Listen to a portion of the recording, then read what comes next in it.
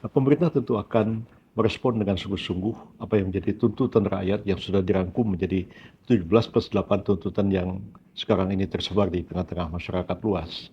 Tentu sebagai aspirasi yang berkembang di tengah-tengah masyarakat rakyat kita sendiri itu akan diperhatikan dan direspon oleh pemerintah, dan tentu dalam waktu yang dekat ini pemerintah akan mengambil langkah-langkah yang tepat untuk memberikan jawaban terhadap permasalahan-permasalahan yang dikemukakan itu.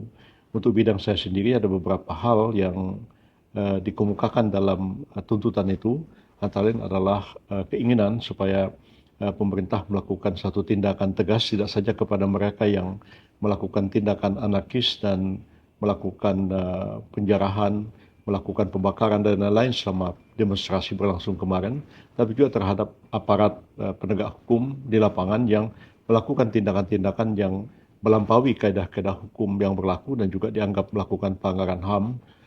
Pemerintah tentu akan bersikap adil dalam hal ini.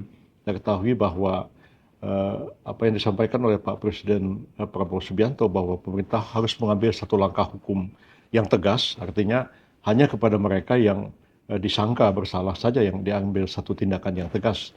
Terhadap mereka yang melakukan demonstrasi itu tidak akan diapa-apain, kan demokrasi itu adalah hak dari rakyat untuk menyuarakan aspirasi mereka. Jadi akan diberikan kesempatan, diberikan keleluasaan seluas-luasnya, tapi mereka yang menyalahgunakan kesempatan itu dengan cara melakukan pembakaran, penjarahan, perusakan dan lain-lain, terhadap mereka ini yang dilakukan satu tindakan tegas.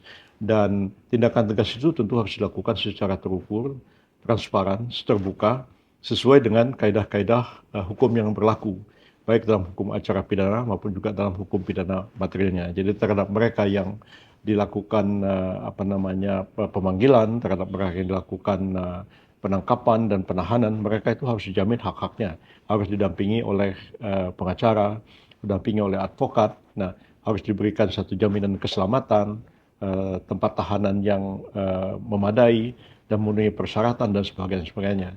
Dan terhadap aparat penegak hukum yang melakukan pelanggaran seperti Anda lihat sendiri ya, terhadap beberapa anggota BRIMOB yang menabrak Afan yang sampai meninggal, pemerintah sudah mengambil satu langkah yang tegas sekali, yaitu melakukan satu sidang kode etik dan telah mengambil keputusan.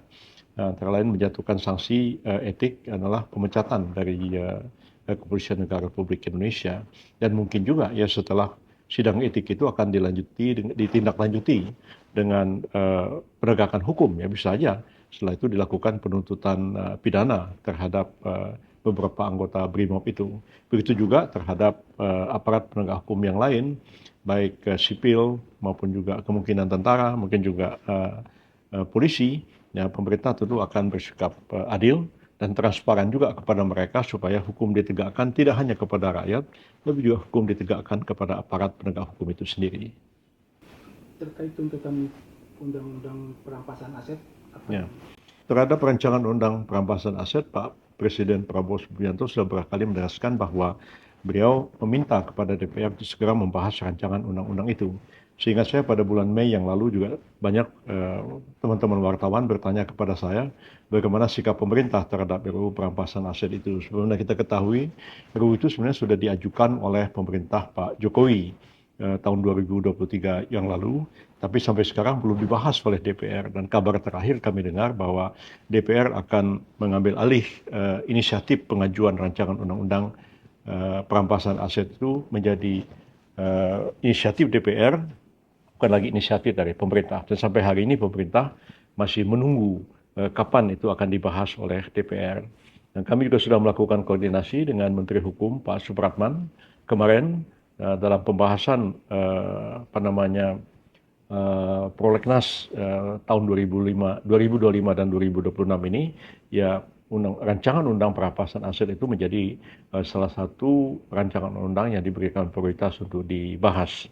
Nah, kalau memang itu inisiatifnya nanti diambil alih oleh DPR, tentu pemerintah akan menunggu begitu DPR menyampaikan RUU itu dan menyampaikannya juga kepada Presiden, maka Presiden tentu akan melakukan surat Presiden untuk menunjuk menteri yang akan membahas RUU perampasan aset sampai selesai. tuntutan terhadap reformasi DPR dari masyarakat? Ya, ini sebenarnya sudah ada putusan Mahkamah Konstitusi tahun yang lalu kan, yang menegaskan bahwa harus dilakukan satu perubahan dalam pelaksanaan pemilu kita sendiri, mulai dari threshold maupun sistem pemilu yang sampai hari ini pemerintah sedang melakukan satu kajian pendalaman tentang sistem pemilu yang kita anggap lebih adil, lebih terbuka, lebih bermartabat dan lebih memberikan kesempatan kepada setiap rakyat yang mempunyai kemampuan dan minat untuk terjun ke dalam dunia politik untuk tampil menjadi calon-calon anggota Dewan Perwakilan Rakyat di pusat maupun di daerah. Karena kita ketahui selama ini dengan sistem yang berlaku sekarang ini, ya partai-partai merekrut orang-orang yang populer, ya, orang-orang yang terkenal, para artis, para influencer, sehingga kita tahu akhirnya yang terjadi apa? Yang terjadi bahwa kualitas anggota DPR kita menurun jika dibandingkan misalnya dengan pemilu tahun 1999 yang lalu. Nah, barangkali kita harus mengkaji ulang sistem pemilu kita, ya. Apakah kita mau menerapkan proporsional murni seperti sekarang? Apakah juga akan menerapkan sistem distrik? Nah, apakah juga proporsional terbuka atau proporsional tertutup? Itu memang sedang dikaji secara mendalam oleh pemerintah.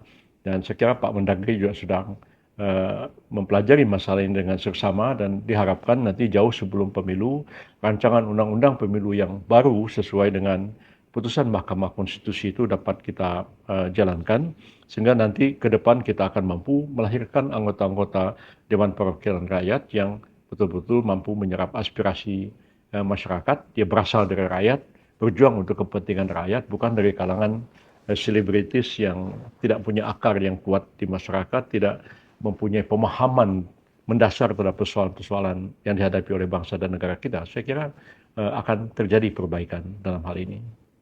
Setelah demo ada kritik terhadap pemerintah bagaimana menangani kekerasan yang terjadi dan banyak hak-hak masyarakat yang dilanggar ketika terjadi peristiwa itu. Bagaimana pemerintah menjamin tidak ada hak-hak masyarakat yang terlanggar? Ya, kita berharap hari ini tanggal 4 September tahun 2025 demonstrasi mudah-mudahan sudah berlalu. Ya, walaupun ya kalau besok-besok mau demo lagi ya nggak ada yang melarang tentu. Itu adalah hak dari seluruh rakyat untuk melakukan demonstrasi sepanjang itu sesuai dengan ketentuan-ketentuan hukum yang berlaku dan mematuhi ketertiban sosial di tengah-tengah masyarakat kita. Nah, setelah terjadinya demonstrasi di hampir seluruh wilayah Indonesia dan kemudian sekarang ini proses hukum sedang berlangsung, ya pemerintah memastikan bahwa langkah-langkah penegakan hukum itu sesuai dengan ketentuan-ketentuan hukum yang berlaku dan akan menjunjung tinggi hak asasi manusia. Jadi Kementerian Koordinator Bidang Hukum, HAM, Imigrasi, dan Pemasyarakatan sebenarnya telah mengambil langkah-langkah positif ke arah itu. Seperti kita ketahui, Kementerian HAM itu juga telah melakukan pendekatan-pendekatan, pembicaraan-pembicaraan dengan seluruh instansi penegak hukum, kepolisian, TNI, dan juga melakukan koordinasi dengan Komnas HAM dalam memantau perkembangan yang terjadi di masyarakat agar apa yang dilakukan oleh aparat penegak hukum itu tetap mengedepankan dan menghormati hak-hak asasi manusia. Jangan sampai terjadi pelanggaran HAM dalam upaya penegakan hukum di tengah-tengah masyarakat kita ini. Nah, pemerintah kita sebenarnya memberikan kesempatan juga kepada Komnas HAM seperti kita ketahui ketika dilakukan penyelidikan terhadap beberapa anggota Korps Brimob setelah insiden di depan gedung di Pejompongan beberapa waktu yang lalu. Komnas HAM kan juga dilibatkan untuk mengamati, memantau proses itu dan memastikan supaya tidak terjadi pelanggaran HAM di sana. Dan seperti kita ketahui juga memang ada beberapa pertanyaan atau tanggapan dari Komisaris Tinggi PBB urusan HAM di Jenewa yang juga tentu kita tanggapi, kita respon dengan positif, ya.